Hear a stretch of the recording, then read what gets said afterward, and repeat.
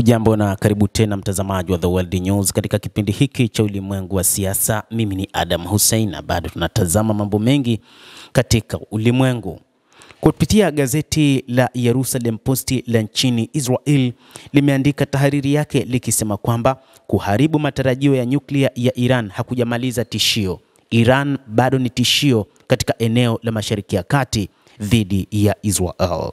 Hata hivyo, kupitia tahariri hiyo imeeleza kwamba funzo kutokana na kushindwa kwa nyuklia kwa Iran sio kwamba ni tishio lililotoweka, lakini badala yake kwamba hatua madhubuti na mielekeo ya wazi na uungwaji mkono kutoka kwa nchi nyingine katika eneo hilo vyote vinaweza kuathiri maamuzi ya Tehran. Tehran ina makombora ya masafa marefu, makombora hatari ya ballistic ambayo ni hatari zaidi. Na hivyo ikiwa Israel ilipambana pamoja na Marekani na kushirikiana na mataifa mengine ya magharibi dhidi ya kupambania juu ya kuundwa kwa silaha za nyuklia nchini Iran, bado Iran ni tishio, linaeleza gazeti hilo la nchini Israel la Jerusalem Post. Hatimaye Iran, licha kukubali kile ambacho kijasusi na wahudumu wa anga wa Israel wanajua kwamba miezi mitano baada ya vita vya June na Israel, meli yake pamoja na baadhi ya silaha zake zimetumika kwa ajili ya kufanya mashambulizi, lakini ni mashambulizi ambayo yameonyesha jinsi gani ulimwengu unapaswa kuifahamu Iran ni taifa lenye uwezo kiasi gani katika mapambano. Afisa wa Iran amesema kwamba hakuna urutubishaji unaoendelea wa uranium katika mahala ambapo kila mtu anadanganya na kuzunguka.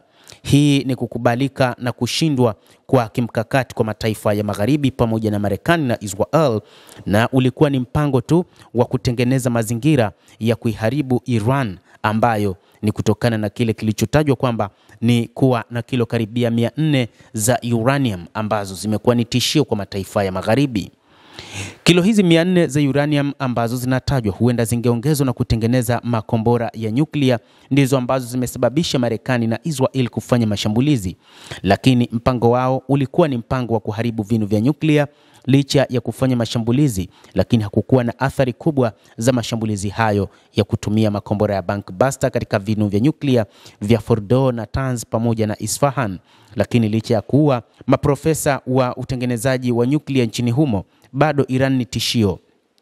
Iran ina makombora mazito na mengi ambayo hata siku za hivi karibuni imeyaonyesha hadharani kuonyesha ulimwengu kwamba bado Iran ipo vizuri, na ilidai kwamba baadhi ya makombora yake imeyafanyia maboresho. Iran sasa inatajwa ina makombora mengine yenye uwezo wa kufika hata katika baadhi ya mataifa ya Ulaya. Hii bado inatajwa kwamba ni hatari kwa mataifa hayo, na kuna mataifa ambayo sasa, kwa mujibu wa kile kilichoelezwa katika tahariri ya gazeti la Jerusalem Post la nchini Israel, ni kwamba mataifa yanayofahamika kama E3 yanayoendeleza vikwazo, kuna uwezekano yakakutana na shambulizi la makombora kutoka nchini Iran, kwani Iran ina uwezo wa kurusha makombora hayo hadi kufikia katika mataifa ya Ufaransa, Ujerumani pamoja na Uingereza. Na hivyo tishio kutoka kwa Iran bado ni kubwa mno, na kwamba jitihada za makusudi zinapaswa kuchukuliwa ili tu Iran iweze kudhibitiwa kwa kiasi kikubwa.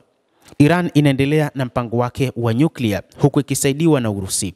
Licha ya kwamba imedai kwamba mpango wa Iran katika suala la nyuklia ni mpango wa amani, lakini bado wasiwasi imekuwa ni kubwa. Na hata hivyo imekuwa ikiulizwa na wataalamu wa mambo katika mataifa ya magharibi pamoja na Israel pia, ni wapi zilipo kilo 400 za uranium ambazo Marekani kupitia Rais Donald Trump alidai tayari wameshaziharibu. Lakini ni namna ambavyo teknolojia ilivyokubwa ndani ya Tehran ilivyoweza kuhakikisha kilogramu hizo zaidi ya 400 zinahifadhiwa, na kwamba mpango wa nyuklia wa Iran uwe endelevu, licha ya kwamba watu wa magharibi na Israel pamoja na Marekani wanaamini ni mpango wa kutengeneza makombora ya nyuklia.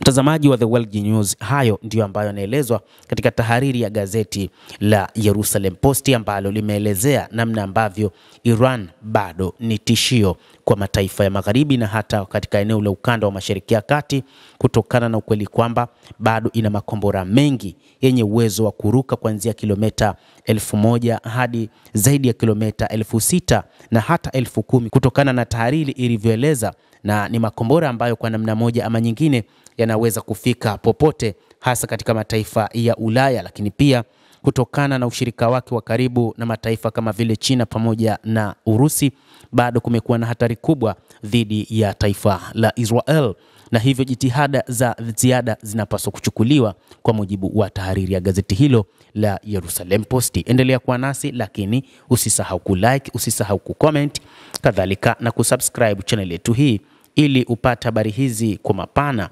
kupitia The World News. Mimi ni Adam Hussein. Endelea kuwa nasi wakati wote, endelea kutufuatilia.